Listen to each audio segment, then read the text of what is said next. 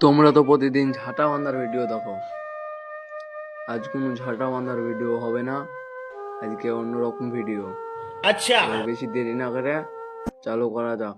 তো এই দেখো এলেবারটা কি করছে, এলেবারটা ঝাঁটা ফিনিশিং দিচ্ছে।